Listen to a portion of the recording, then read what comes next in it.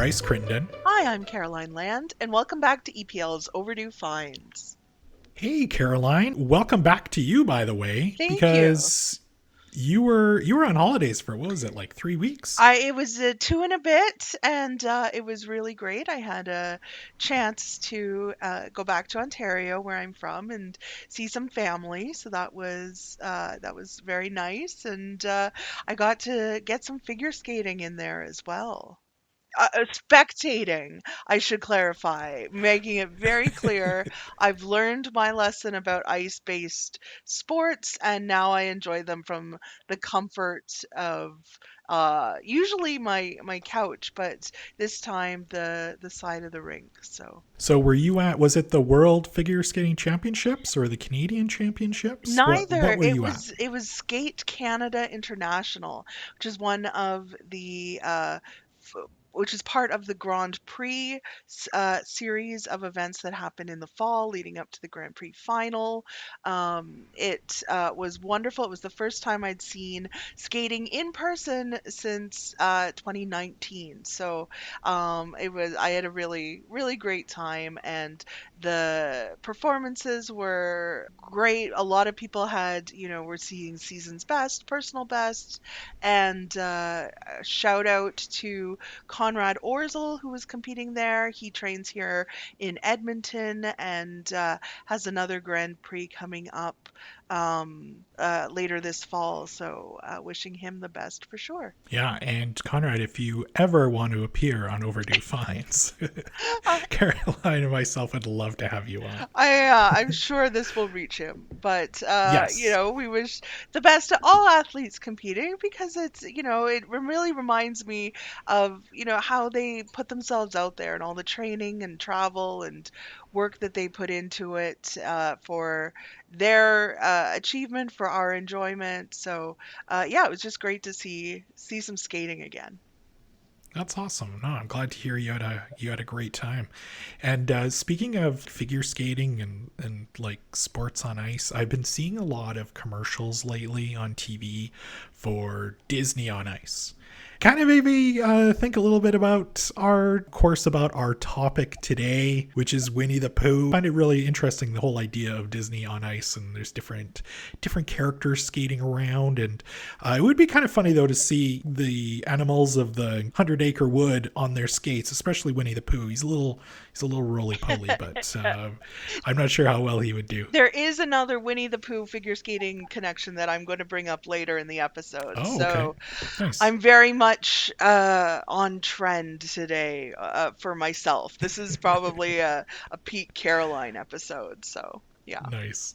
Well, yeah, I'm really excited to be chatting all about Winnie the Pooh, the history of it, the character and the movies and all that stuff.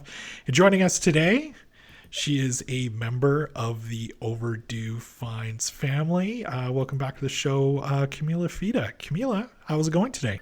I'm doing well, and as always, excited to be back on the show. I think the last time you were on was the Godfather episode. Yes. So Yeah.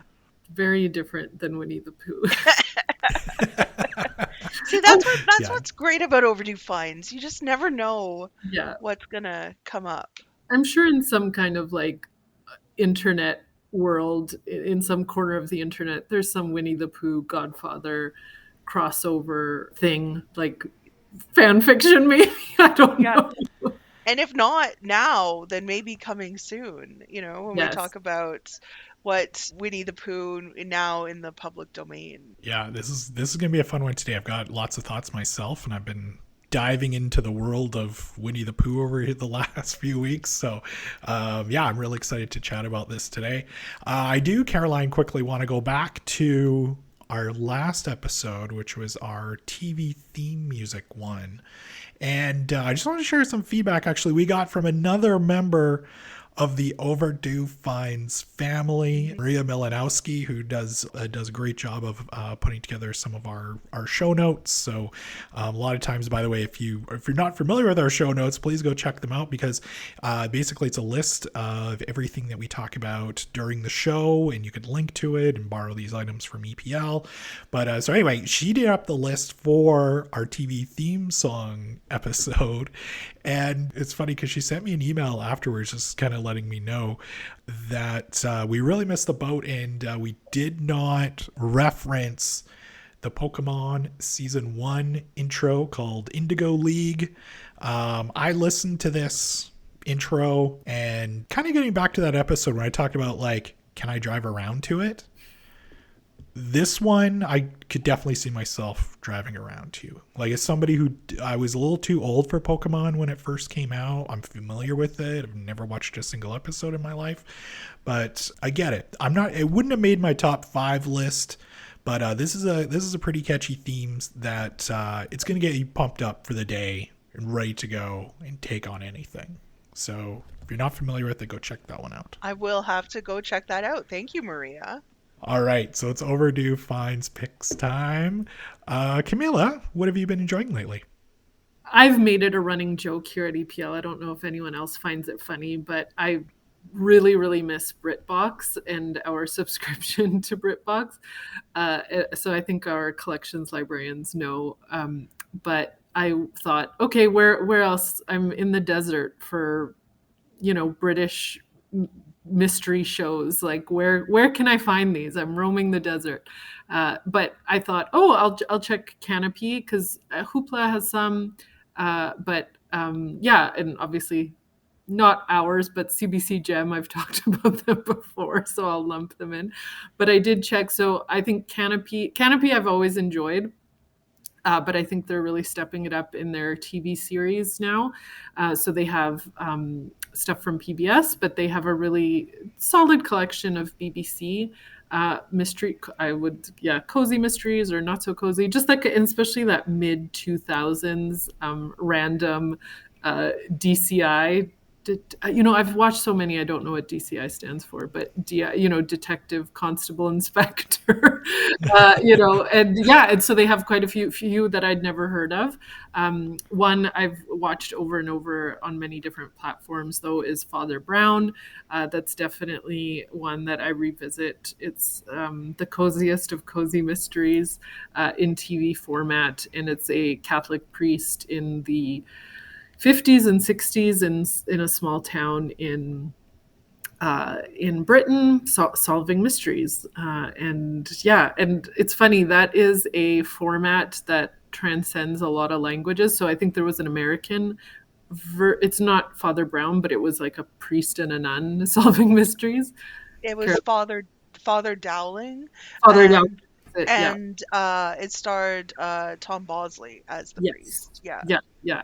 And then, fun fact, there is also a version on Polish TV that my mom and I watch, and it's pretty much, that one's set in the current times, but it's pretty much a one-to-one copy. There's all the same stock characters, and I think that is what's great about one of those, like, those mysteries, just those stock characters.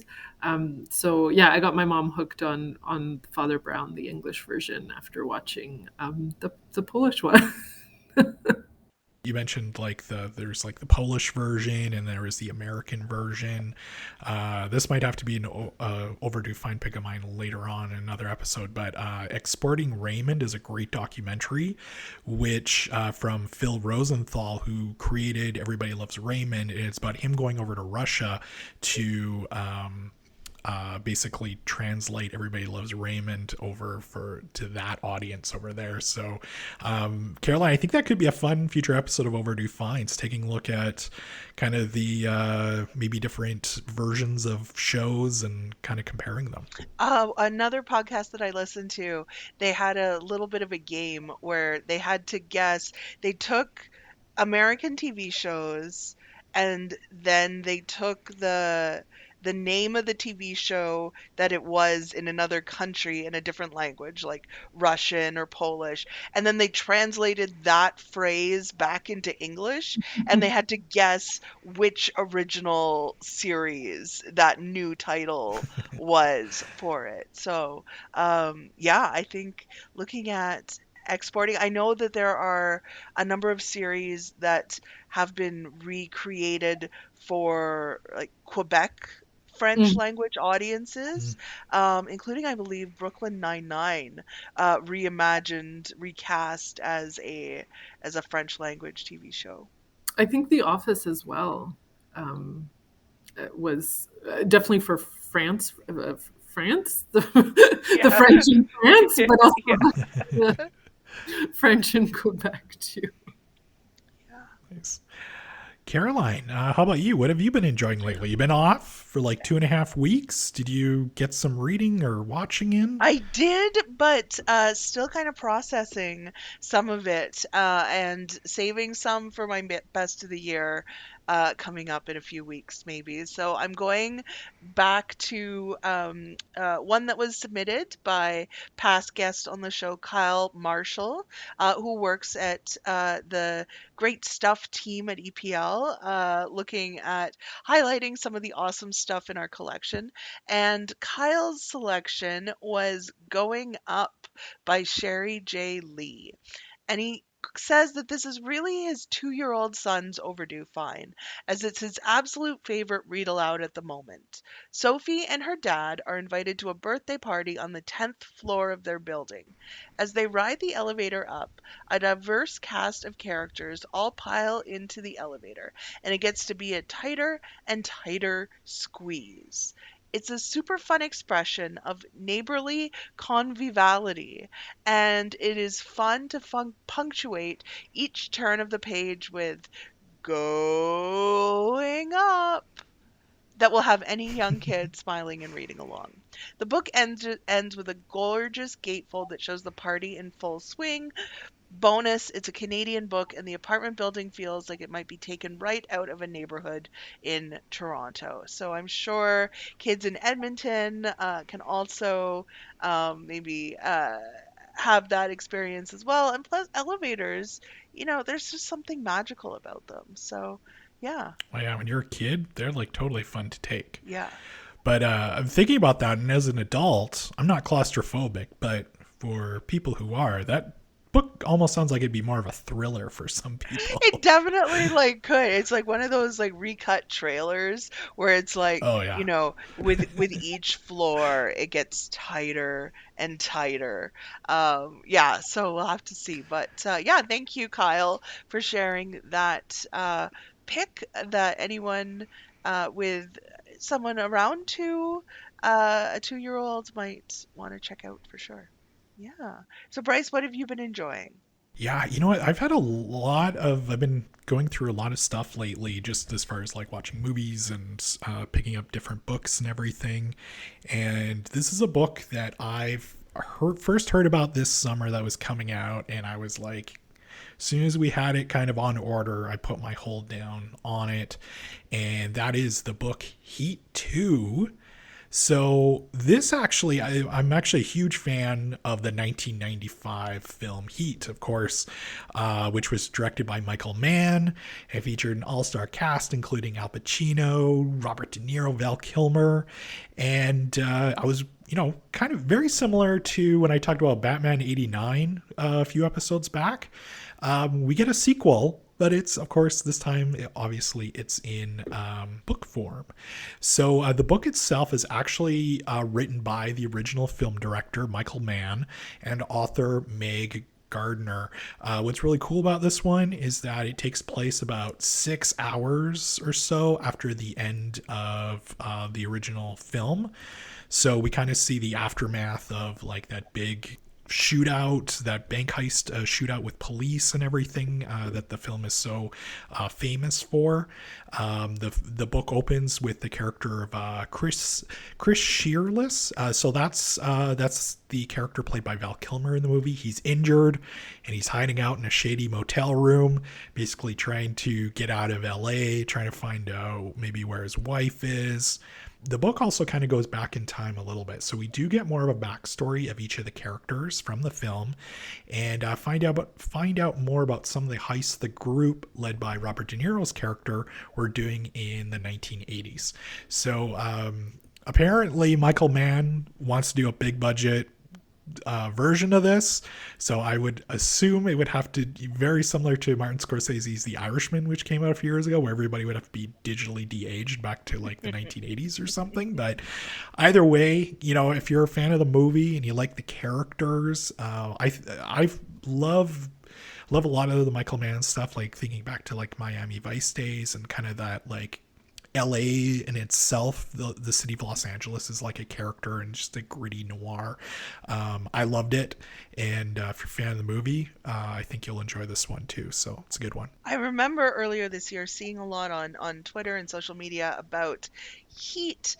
And I have to confess, having not seen Heat, I got it confused with Backdraft. Oh. And thought that was a lot of love for Backdraft. Well, at least with Backdraft, I think they have like 2 or 3 like direct-to-video sequels, maybe. So they've already had their follow-up. They were good with that. We know lots about that fire hall, but this is one, Caroline, that I know we've talked lately about, maybe you should go watch Avatar or whatever, but I would recommend, though, if you're going back, I would recommend watching Heat before Avatar. Heat is a much better movie. Once I looked into it, I thought, oh yeah, this sounds like something that I should see, and then maybe after that also Backdraft. This is very similar to when I went to see The Big Lebowski, and in my head, I kept waiting for things and then realized I got it confused with Kingpin. Oh. So, yeah, I do have a problem mixing up movies in my head. Maybe that should be like a new feature on Overdue Finds. We do like our Overdue Finds picks, and then it's like kind of like a this or that. And I ask you maybe about a random movie, and then you're like, oh, is that Kingpin? I'm like, no, that's The Big Lebowski. And yeah. And here, one last one: Adventureland and Zombieland. Not the same movie. But where you could definitely get confused with that one, at least, is Jesse Eisenberg is in both. Yes, and that one highly confusing for me, but ultimately enjoyable. So, yeah. Both great movies. That'd make for a great doubleheader, actually. Yeah. So.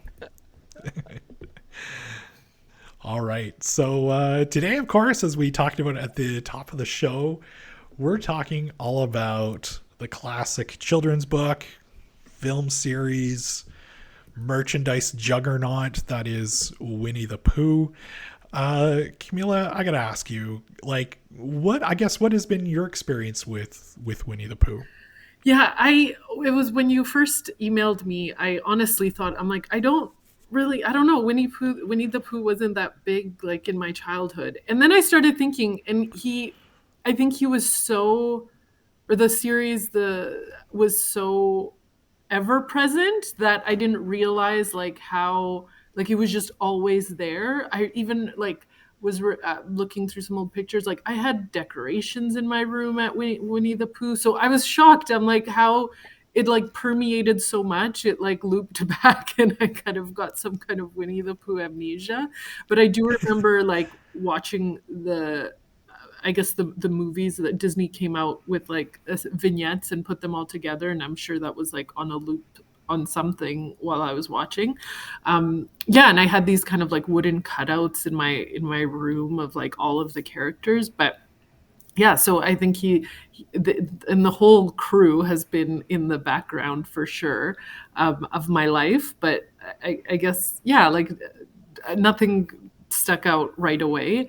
But of course, I think I did tell you the biggest memory of Winnie-the-Pooh is, of course, the Canadian Heritage Minute commercial of the origins and the little scene. There are many Heritage Minute scenes that I can recreate on demand, and I do. Not on demand, just if the situation calls for it. If I am ever in the vicinity of anyone saying anything close to "it'll never fly," I am right there with "fly no." So I'm empathizing. I have also a running joke, I think, just with myself. Anytime I'm on a ladder, like especially like if I'm working on the roof or something, we do a lot of like yard work, and Anytime I'm on a ladder, I will look down and be like, recreate almost the whole scene of the Saudi and the like, Yannick, Mrs. Kovac has tar paper on her roof. One day we will have tar paper on our roof. Which is interesting because I could see I was like, I bet she's going for the Saudis, but in my head I went to, I'm gonna need those peach baskets back. Yeah, With That's where I went yeah. too. That's where I thought which you I were think a going lot of with. people would, but I like the No, but the Saudis, yeah. and the more Western Canadian. I am, born and bred Albertan, so I lean Yeah. towards the Western Canada one. Yeah. I think as a side project, we should almost become the Heritage Minute players and just Oh like my almost like gosh. recreate these I scenes or I something. feel like I could do a one-woman show easily. You know what? Now that I think about it, I've thought it in existence, and I'm sure TikTok will provide. I'm sure there are people who are recreating them on TikTok. There Oh, must, probably. there must be. Mine would just be like a straight recreation. There would be no joke there. It would just- Big budget recreation yeah. on TikTok. But yeah, I did actually yesterday. I went when I was just kind of putting my notes together for a recording today. I did go back and watch that Canadian Heritage Minute regarding Winnie the Pooh and the real life Christopher Robin being like Pooh. Yeah, I have a very vivid memory as a kid, like seeing it, if not for maybe the first time, and thinking like, because yeah, you wonder like, what is the poo a part of the name, right? Like, where does that come from? And I remember watching that commercial. I was like, hey, we're getting to the bottom of it. And it was just like, why Winnie the Pooh, son? And he's like, I don't know, just Winnie the Pooh. And I remember at the time being like, that's it. Like, there's nothing else. That's You the know, big mystery. yeah, like I Yeah. remember as a kid thinking, because I have family in Winnipeg, so like, oh, the bear's named after Winnipeg and Winnie, like, oh my gosh, like just already like, okay, that's locked in. It's a Canadian connection, And then seeing that vignette, I thought, okay, we'll get to the bottom of the second half, and no, the kid's just like, I don't know. It's so innocent, but at the same time, I can't help but think of watching this again, and I was like, guaranteed it wasn't that innocent. Like that kid thought it was probably hilarious. Yeah, there has to be more. Use Pooh.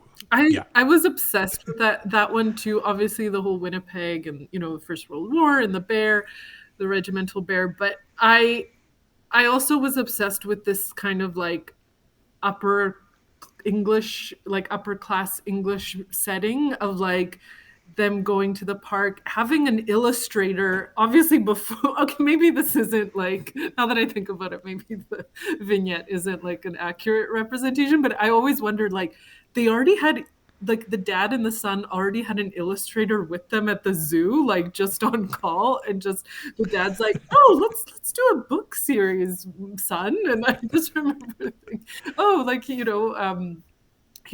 draw some pictures, and he was already drawing, and I was like, what is this life that they could just go to the zoo with their in-house illustrator and then turn it into a book series?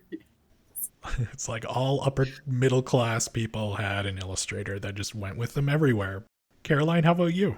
My experience with Winnie the Pooh was definitely more of that commercialized Disney version. The one that stands out to me is the TV series Welcome to Pooh Corner, which aired on, I believe, the Disney Channel.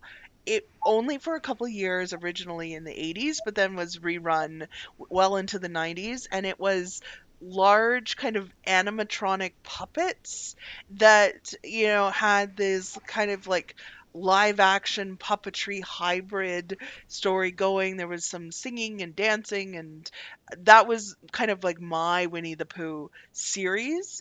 And then I remember in high school, back in the town where I grew up, I remember going to the public library, and they had this section that was classics. And I was like, okay, well, I'm going to read through this section. And one of the books was Winnie the Pooh. And I thought, perfect, I'm going to start here. And I sit down and I'm reading because I had never read the books before. We probably had them around. I probably thumbed through them, but they, like, similar to you, Camila, it wasn't like a touchstone for me at that young age. And then I came to this passage and I'm going to read it now. The piglet lived in a very grand house in the middle of a beech tree, and the beech tree was in the middle of the forest, and the piglet lived in the middle of the house. Next to his house was a piece of broken board which had Trespassers W on it. When Christopher Robin asked the piglet what it meant, he said it was his grandfather's name and had been in the family for a long time. Christopher Robin said you couldn't be called Trespassers W, and Piglet said yes you could, because his grandfather was, and it was short for Trespassers Will, which was short for Trespassers William. And his grandfather had two names in case he lost one, Trespassers after an uncle, and William after Trespassers. So I'm reading this and I get to like William after Trespassers, and my mind explodes. I'm just like mind blown at how funny this is. And I go around trying to like read this section to my family and they're like, "Okay, Caroline, we get it." But I'm just like the wordplay here with this around like Trespassers William after Trespass, like it just hooked me. And so then I got very into reading the stories and experiencing that way. But originally it was definitely the TV series, the Winnie the Pooh and the Honey Tree, and the song I'm Just a Little Black Rain Cloud. Like that is a whole mood right there. So like that is good. And then the skating connection to me, there was a very, very popular skater over the last kind of decade, named Yuzuru Hanyu, who is a Japanese figure skater. And he had a Kleenex box cover that was Pooh. And it sat at the arena, like the side of the rink when he would skate. And he was like, it was very serious, like his, like the way that you had to interact with this Kleenex box with Pooh. There are very funny interviews of Brian Orser talking about how the Kleenex box is not a joke and you can't make fun of Pooh, and like all of this. But then it became like he was so associated with Pooh that at the end of a performance people would throw Winnie the Pooh dolls onto the ice. And I remember being at the World Championships in 2016 in Boston after Yuzuru Hanyu had skated and just seeing this raining down of yellow and red hitting the ice was just incredible. And you can see pictures online of this raining down of these bears, and it was an incredible association, very popular. So that's my most recent Winnie the Pooh association. That's awesome. I'm a big fan. Like, you see a lot in junior hockey. Like, the big thing is the teddy bear toss game that all teams do like one night a year. And I had no idea that that they were doing that in figure skating as well with Winnie the Pooh stuffed animals. That's awesome. Yeah, it grew out of the tradition of like throwing flowers onto the ice Yeah. afterwards. But then with Yuzuru Hanyu, it was teddy bears, and you would see people would like spectators would dress up as Winnie the Pooh and be in the audience, and then like they would have it. There would be bags of it. It was quite something to watch, a whole spectacle. Wow. Yeah. Nice. Yeah, so Bryce, how about you? What was your Winnie the Pooh background? Very similar. I was actually mostly familiar with the Disney cartoons. I wasn't familiar at all with the books by A.A. Milne. And yeah, it wasn't probably until like I was a little bit older and the Heritage Minutes came out that I was like, oh, like that's not a, like I just always associated like the Disney version of Winnie the Pooh. Like that was it. I was a kid. I didn't realize that was based on anything else at the time. So yeah, I mean, when I see those Canadian Heritage Minutes, I'm like, oh, that's odd. I had no idea. First of all, that there is a Canadian connection, and this is a thing other than what I've seen on VHS or whatever. at the time. But yeah, I mean, to this day, unfortunately, I've never read any of the books, but I do, kind of, I've been doing this like Winnie the Pooh deep dive here over the last week, and yeah, I mean, I don't have any kids or anything, but if I did, it seems like they would be really fun books to read to them. And yeah, in addition to kind of the movies and not really knowing so much about the books, but just the huge merchandising juggernaut that is Winnie the Pooh. Like, it's, I've seen Winnie the Pooh on so many different things, not just Winnie the Pooh, but like Tigger, and like Eeyore itself is, is somebody who's kind of a very like a secondary character within the 100-Acre Wood with all of those characters. You see Eeyore on a lot of stuff. He's almost kind of like this like cult figure of people who are just kind of like, I'd rather be at home right now, and stuff like that. In the Welcome to Pooh Corner series, in the introduction, they do like they talk about the characters, and then they each have a little moment where they do something or say something. And I'm pretty sure that yours was just a shot of him saying, "Thanks for noticing me."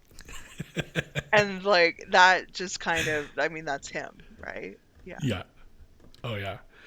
Yeah, I find he always has the funniest lines. Like, when I went back and watched the 1977 film this past week, there's a comment where I think Christopher Robin mentioned something about his tail, and he's like, "It's not much of a tail, but I'm attached to it." So it's just, he's hilarious. I love Eeyore. Yours good. So this leads me into my next question. Why do you think Winnie the Pooh and the Winnie the Pooh gang have been so popular for so many years? So yeah, I think when you have like a gang of different characters, a group of kind of all with different characteristics and different personalities, that's always a great way for kids and even adults to kind of attach to one of them, like, identifying with Eeyore or Piglet or Winnie. So I think that's a huge or a huge indicator of success, is when you have like kind of multiple inroads for the audience. Going back and looking at a lot of this stuff here over the last week, with Winnie the Pooh, I also think too, like, everybody I think can really, like you said, Camilla, like there's this whole group of characters, but I think everybody can kind of almost like identify with one of them, at least anyway.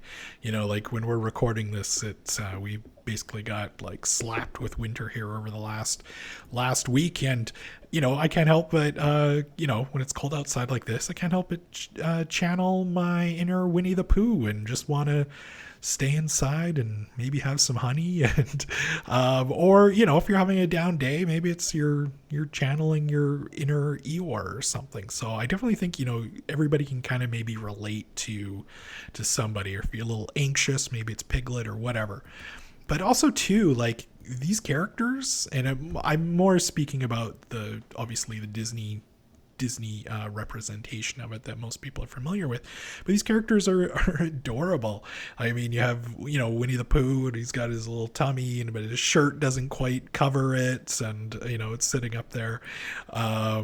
And also too, when I was watching the movie, and I remember seeing this in some of the other like cartoons that have been out, but it just kind of made me chuckle that I love how Winnie the Pooh has his little rifle that has like the cork attached to it. So just the notion of Winnie the Pooh going out and thinking that he needs a rifle to protect his honey and maybe fend off the odd heffalump or whatever is just very, very funny. And also too, like, and I don't know if anybody's seen the movie yet, but have either of you had a chance to watch the 2018 movie Christopher Robin? It stars Ewan McGregor. No. I recommend checking it out. Obviously everybody on here, and then if you're obviously listening at home. So this movie was actually really good. So we had Ewan McGregor playing a grown-up Christopher Robin. And of course, we see Christopher Robin growing up, and he starts to get a little too old, of course, for, the characters, Pooh and everybody else in the 100-Acre Wood. Goes off to war, which in itself is kind of weird. You're watching this, you're like, oh my God, like, Christopher Robin is shooting a gun at somebody. Like it's kind of almost traumatizing a little bit. But he comes back and he's got a family and he starts to lose focus on what's really important in life. And of course, he ends up rediscovering Winnie the Pooh. And it kind of definitely, like when you're watching this, the movie itself is really going to tug at your heartstrings because it takes you back to kind of a little, this movie takes place like post World War One, but even here in 2022, like you can always think back to like your childhood, and I think that's kind of where a lot of these Winnie the Pooh and everybody, all these characters kind of take you back to is definitely a more there's an innocence about it, and it just kind of takes you back to that place. And there's no antagonist at all for any of these tales or movies. There's not like a bad guy in Winnie the Pooh, so it's just a very innocent cartoon and series. So I think that's why it's maybe held on for like 100 years now. I agree. I think one of the things I thought about were kind of the core story elements of it as friendship. And again, you can get that when you have a gang of characters who live together and kind of accept each other. And that's something I've seen in some of like the online discourse, particularly around Eeyore, is that, as a character who at times, maybe most times, exhibits traits associated with depression or anxiety or just not being around, not feeling like he wants to be around people all the time. People then point out the rest of the gang accept him for where he's at in that and are not trying to make him into someone he's not. They accept him with everything that he is feeling and how positive a portrayal that is. I think, Pooh and Piglet, Pooh and Christopher Robin, all of these individual friendship dynamics, and yeah, just having the variety of characters to see. And you mentioned, Bryce, the cuteness of the Disney Winnie the Pooh. I will say the E.H. Shepherd illustrations are also quite adorable. Like that is a huge part for me for sure, are just these little almost like line drawings of these uh stuffed animals made real in a way, and there's just it's a different adorableness, but it's there in those as well for sure. Yeah, actually, I think one of the things that's really charming about that movie, Christopher Robin, is you see, obviously it's a live action movie. They didn't go Roger Rabbit with the characters where they're obviously like hand drawn or anything like that, but it's, they take these like stuffed animals and kind of bring it to life, and just you see like the thread, and maybe Tigger's a little bit dirty, and stuff like that, and it just really kind of adds to it just really adds to the movie. And it's definitely worth the watch. And but yeah, you definitely get that that stuffed animal look to it. When I went back and watched the 1977 film, The Many Adventures of Winnie the Pooh, Camilla, you touched on it before, but I didn't realize that movie was like all these small like vignettes kind of pieced together that were shown kind of before other Disney movies. So it's weird because when I was watching the movie, I was like, you see Piglet at the beginning, and he's drawn differently like later on in the movie. There's like a different design for Piglet. So anyway, I thought that was interesting. But the one thing I really like about that movie is like where they have Pooh kind of going from story to story, and it's within the book, and he's like hopping on the letters and everything like that. And it's such a fun watch. There's definitely that element of like when you were a kid, like, we all had stuffed animals, right? And you would imagine like, oh, what if they were alive, or what if they came alive, or you treated them like they were coming alive. So I think, like Winnie the Pooh really kind of spoke to that. Like, they're not all like they're all in the forest. They're not. It's not a ecologically accurate representation Yeah. of forests. You know, they're all like just this assortment of stuffed animals, which we all had, like just, you know, and I think you see that thread in something like Toy Story. And why Toy Story was so successful too, of like a kid's toys coming to life and having their own adventures and having their own personalities when you're not there. So yeah, I definitely can see that thread of and why Winnie the Pooh is so successful. And also, as you were both talking, it hit me just how many of the adaptations play with that idea of like imagination and storytelling and Mhm. have some element of the book or the text. The Welcome to Pooh Corner series had a storyteller who would like welcome you in, and then he would start telling a story, and it would like fade to then the puppets doing their thing. And so it was, there were these elements of imagination, creative kind of picturing of these things going a couple layers deep that I think continues to speak to people. Like you said, Toy Story being another kind of what if the toys came to life idea. It's funny. We talked about the innocence of Winnie the Pooh, and it's cute and it's adorable. Everybody can relate to it. But earlier this year, this is kind of like how this whole episode came to be. So earlier this year, we got a trailer came out for an upcoming horror movie called Winnie the Pooh Blood and Honey. And it's a horror movie starring Pooh and Piglet. It's not, now, based on my readings of what the movie's about, Pooh and Piglet are actually like come to life. It's not like some guy dressed up as Pooh and Piglet. So when I saw this trailer, I sent it to you, Caroline, immediately. And I Yeah. was like, this is an episode of Overdue Finds. So this is where I really wanted to be talking about the movie. And my plan was to watch it, but as about like a few days before we hit record here today, found out that it won't be in theaters until like February of 2023. So I will give my full review of the movie when it Yeah. comes out, because I fully intend on watching it.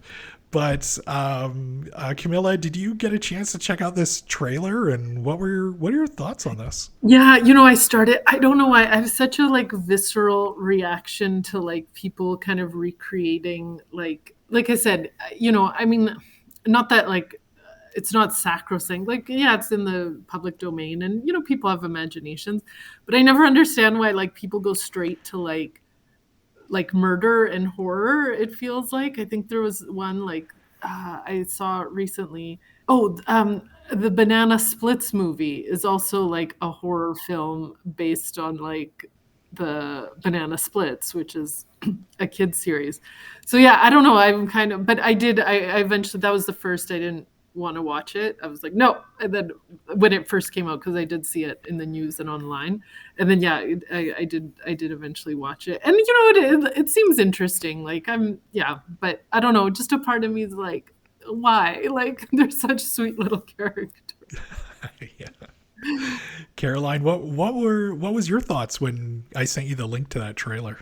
My thought was almost that it was more interesting to me as a thought experiment. But and then when I'm watching it, I'm like, "Oh, I don't know if I want to be watching this." But the idea of it, like, you know, Christopher Robin has grown up and abandoned Pooh and Piglet and the others, and so they had come to like depend on this human interaction, and then it like they became these like feral killing animals. Like it's there's you know, as a thought experiment, it's like, oh, that's kind of interesting, but then watching it, I was like, I'm not ready for this. But I liked the like the scenes of it before it gets to the murderous rampage part where he is like introducing he takes someone who I believe is his fiance to the area of the 100 Acre Woods and is like, I've never shown anyone this before. I want you to see it. I want you to know this part of me. And I was like, oh, this is really sweet. And then of course that it becomes a much darker, terrible thing. There's I don't know. I go back and forth on if it's something I would want to watch. I think watching the trailer made me less likely to want to watch it, but we'll see how I feel when it comes to February. Coming out, I believe February 15th. So clear your Valentine's Day plans now. That's right.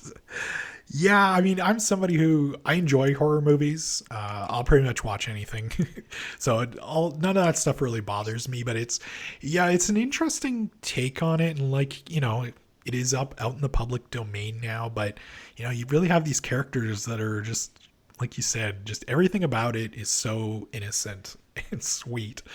And so I'm definitely going to watch it. And Caroline, I will do the review for you. So I won't, This isn't another make you, Blonde situation. I will not force you to watch this movie like I did Blonde. But, yeah, I'll be one of those people out of the theater to go and see it. My expectations are not high for it, and I'll definitely be taking it for what it is. So there'll be some tongue-in-cheek humor, and yeah, hopefully it's I mean it's not going to ruin the legacy of Winnie the Pooh for me, but I get why some people it's not their cup of tea though. I was gonna say, like, similar to that thread of like wondering what your animals are up to, your stuffed animals, your toys are up to when you're gone. On one hand, you do think, oh, they're on like fun little adventures, and they'll always be there when I need them. But on the other, like, there's that through line through Child's Play. There's a part of you when you're a kid, you could also wonder, what are they up to when you're gone, in a bad sense, or what if they, have nefarious intentions? Like, we're letting these stuffed animals into our houses every day, all the time, and we don't know what their intentions. That's right. Oh, we've mentioned a few times that Winnie the Pooh is in the public domain. I want to stress here for any creators, please do not get your legal advice from Overdue Finds and consult perhaps a copyright lawyer, because Winnie the Pooh is particularly tricky when it comes to this. The A.A. Milne characters are in the public domain now. And I believe that includes the E.H. Shepherd illustrations. However, the Disney versions of Winnie the Pooh are still copyrighted by Disney. So if your Winnie the Pooh has a red shirt on, you could be running into trouble. So consult your local copyright lawyer before going ahead with any productions. But if we're just going to, come up with some ideas, maybe, other than horror movies, what other things would you like to see Pooh and his friends do? Any crossovers? Any genres? I'm all in on this like Pooh Godfather gangster movie idea. I was thinking, like, definitely, going back to that idea of a gang, one last score. We talked about Heat, like maybe some kind of like combination. They're a group, maybe Winnie is kind of left for, another sort of life in the city, comes back home, kind of brings back the gang together for one last honey score. But Piglet has changed, Eeyore has changed. Rue has grown up. Yes. I really I've always liked those kind of stories, those like going back to your hometown kind of, yeah, or like outgrowing or going back doesn't quite fit. Everyone is different, but want to harken back to the good old days.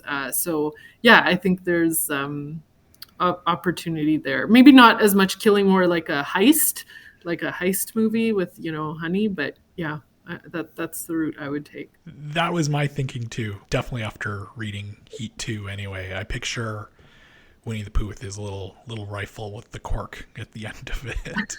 And yeah, definitely there's some sort of honey heist, and like in all good heist, films or books or whatever, you also need there's always like that one member who's a little bit questionable. Like I figure like Gopher would be kind of that guy. He's supposed to dig a tunnel into like the National Honey Reserve or something, and he just doesn't follow through with it. But here's the other thing too. Like when I was watching Winnie the Pooh here, if we're doing like this whole other crossover thing, we need to have Paddington there. So I think maybe like Paddington, or maybe like Winnie the Pooh discovers marmalade, and Paddington isn't having like any of it, and he's got to try and stop, you know, these thugs from the 100-acre wood to take his marmalade. So that could be a story in itself. Caroline, did you have any other thoughts? No, well, I'm just wanting to build on these ideas here because I think there's definitely, I love the getting the gang back together element of it. I also love this idea of almost like an Ocean's 11 style, like bear collective where like Winnie the Pooh goes around rounding up all of the necessary elements, and they're each from a different franchise or thing. I just, you know, I know that I've talked about the puppet series in there. I'd like to see the Muppets meet Winnie the Pooh. I don't Hmm. know quite what that would be or what they would do in that world, but I think that could be fun as well. Maybe the Muppets are like camping and they come across Winnie the Pooh. I don't know. There's room to develop a story, but these heist gang things, that's definitely where I would throw my production support behind. Disney can do that. There's nothing stopping them. They have both those properties, so Yeah. make it happen. Yeah. The Muppets often come up with like what story should they tell? What movie should they do? And I would love to see, now that it is in the public domain, Great Gatsby version with the Muppets. So I tried to be like, oh, would Great Gatsby work with Pooh? And not quite as good, but I think we've got some ideas, some good ideas as usual. I mean, Overdue Finds, we regularly come up with some top-notch content ideas. Hmm. And you know, maybe someday they'll reach the right ears. Netflix, Disney, you guys want to reach out, give us a developmental deal, maybe. Yeah. We'll be all ears. We'll listen. BritBox, I will work for you. Bryce, before we get to our roundtable questions, can you let everyone know what we'll be chatting about on our next episode, available on Friday, December 2nd, 2022? Hurt, I Will Always Love You, and Killing Me Softly with His Song. These are just a few examples of some hit songs that are actually covers. But are those covers actually better than the original? So on the next episode of Overdue Finds, we're going to share our picks for some of the best and worst cover songs by some of your favorite artists. Caroline, I'm sure I've been making a list here on my phone over the last month that I've been knowing that since I've known we've been doing this episode, every time I hear a cover, I'm like, is this a good one or bad one? And making my list. So I'm sure you've got a few songs as well that you're going to be chatting about. Yeah, can't wait. My favorite are probably the ones where you don't realize they're a cover. So I'm sure that we'll be talking about those as well. So our roundtable questions today, first one, we talked about the different characters, how there's something for everyone. Which Winnie the Pooh character are you? And I sent out a link to a BuzzFeed quiz. BuzzFeed, you redeemed yourself after a few shaky answers, so we'll see how this one goes. Camila, who are you? I took the quiz, and I was Christopher Robin. And I say surprisingly because that was the one sort of blind spot in my memory. I guess I didn't have the little decorations. They were just the animals. They weren't Christopher Robin, because I always forget he's a character, because other than the Heritage Minutes commercial. But in that case, I'm like, oh, that's just the real kid. It's the animals. Yeah, so I was surprised. The one character that I've had zero connection to, that's who I end up being. Right. Bryce, how about you? So I got Winnie the Pooh, which I'm okay with. I was kind of half expecting to get Eeyore out of this, but that's okay. So for Winnie the Pooh, it said, just like Pooh, you're kind, loyal, and creative. You have a caring soul, and you're always there for your loved ones. So I'll take that. I thought that was nice. But like I said, I definitely identify more with Eeyore. How about you, Caroline? What did you got? I also got Winnie the Pooh, and I had a very similar Nice. reaction of like, I guess that's fine. I think I had wanted maybe more of a character, which is weird because he's the character. I don't know. I think it's because I hit too many friendship answers in the quiz. So anyway, that was mine. I'm Winnie the Pooh. It's fine. It's fine. Um, okay, next one. If you had to create another children's book character named after a Canadian city, who would it be? And I asked for their name, what kind of creature, what they wear, and what their personality is like.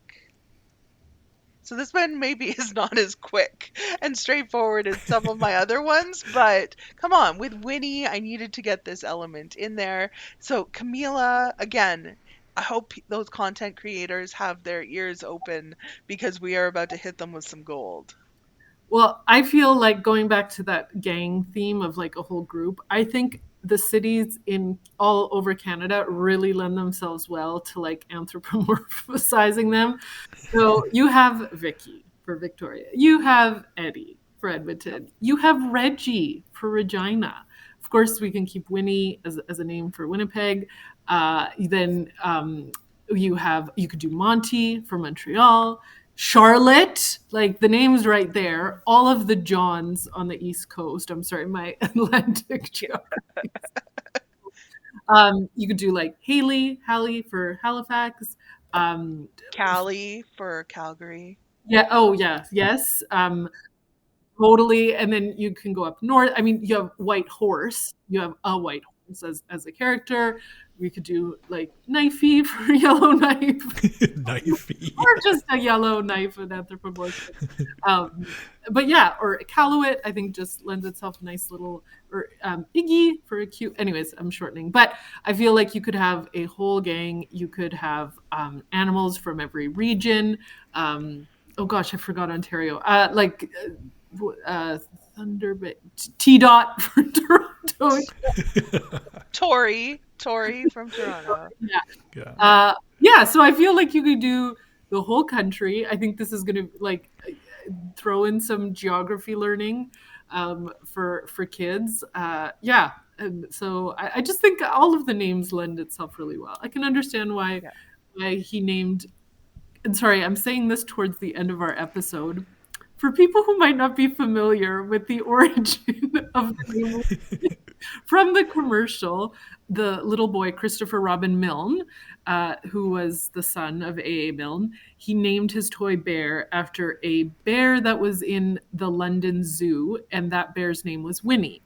And that bear, the real bear, was named after Winnipeg because the owner of the bear was a lieutenant in the Fort Garry House Regiment, and he bought the bear and brought it over when he was fighting World War I and left it at the zoo to take care of them. And yeah, that's the origin. So Winnie, and the lieutenant named it after his hometown, Winnipeg. So I just may assume everyone sees the commercial. I think it's fair to assume like 95% of the people listening to this episode have probably seen that Canadian Heritage minute. Although watch it. Yeah, and if not, like for our international listeners, you probably have no idea what we're talking about. We will provide a link in our show notes. If you are hearing about Winnie the Pooh, the character, for the first time because of this podcast, let us know. We want to talk to you. So definitely reach out. Okay, so we got the whole Canada gang happening. Bryce, who's your character? So I thought of my hometown, Caroline. I know you would have been disappointed if I didn't tie this into Medicine Hat somehow. So when I was in Medicine Hat, like growing up in Medicine Hat, and they still have this they have this minor hockey organization called the Hockey Hounds there, and so I thought, Medicine Hat. So I thought of my character would be called Hattie the Hockey Hound. So Hattie would be a basset hound who lives at the local community rink, and very similar to like Eeyore, reluctantly gets into adventures with kids who visit the rink. So Hattie, I picture being an older dog, likes to nap, just kind of take it easy, but still enjoys seeing the kids come into the community rink. So Hattie, the hockey hound. Penguin, Random House, if you want to reach out, we'll get something started there. It's $1 million idea. Yeah. Caroline? So it's not going to sound like it, but I went kind of similarly thematically with you, Bryce, here. My character is Suds, named after Sudbury, which is the closest city to where I grew up in Ontario. And Suds is a wolf. Of course, we have the Sudbury Wolves hockey team. So she's a wolf who she's got a hat with a nice wide brim, and she's always flipping a nickel just in her hand. That's what she's doing. Sudbury, the big nickel. That's her kind of trademark move, and she's a schemer with a heart of gold. So she's gonna try to maybe get some action happening, and it's gonna fall apart, but in the end she's gonna do the right thing, and that is Suds, the wolf with a heart of gold and a nickel. I love the I can picture the nickel just Right. standing there on the corner, just waiting for some mark to come by, and Yeah.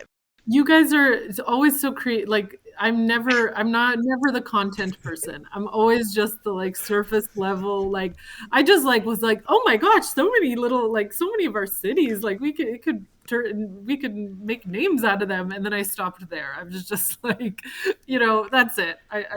you created a whole universe there. Honestly, yours is like merchandise, like Yeah. totally. Like after Suds runs a few like attempted grifts, like what's gonna happen there? You've got all of these characters with the Yeah. potential storylines. I did start with Eddie though. I did try to make Eddie happen. Went really quickly to Eddie the Eagle, and then got kind of boxed in that concept. But I think there's definitely some space with the characters that we've created. I like it. Again, brilliant concepts coming up on Overdue Finds. Thank you so much for joining us today, Camila. This has been so much fun talking about our history and the future of the murderous future of Winnie the Pooh. Before we go, is there anything you would like to let our listeners know about? Yeah, I wanted to share that we have two, similar series. They're the same. They're both film series at the downtown library. One is Wednesday evening, so it's films at the library, and then one we have on Friday afternoons. The Friday afternoon ones follow a theme every month, and also have a discussion as after. And then the Wednesday evening ones are just kind of like independent or thought-provoking films. But I just want to highlight them because our staff here do such an amazing job at curating these titles, especially around the themes, but also just really, really great ones that I had heard, ones that I hadn't heard about. So I just wanted to encourage everyone to come and check them out, because they're a lot of fun, and they're downstairs in our theater, and then all the details of start times and stuff you can find online. But Wednesday evenings and Friday afternoons. And I just wanted to do a quick shout out for the Cinema at the Center. If you are listening to this on Friday, November 18th, the day that this episode comes out, if you immediately downloaded it and listened to it this afternoon, 2 o'clock on November 18th, Cinema at the Center, the movie will be River of No Return, which is the Marilyn Monroe movie that we talked about in that episode. So if you heard our Marilyn episode, we're curious about this, and it is prior to 2 o'clock on November 18th, you have a chance to head down to the Milne Library and see the movie. We hope you've enjoyed today's episode. If you haven't done so, we encourage you to subscribe so that you get all of our new episodes. Please also leave us a review on Apple Podcasts and tell a friend about the show. Maybe someone from your friend gang. And don't forget, as we mentioned before, we'll have a link to everything that we talked about in today's show notes. And if you want to share your favorite Winnie the Pooh character or maybe spin-off ideas with us, shoot us an email at podcast@epl.ca or hit us up on Twitter by using the hashtag EPL Overdue Finds. Thank you for listening, and we'll see you next time.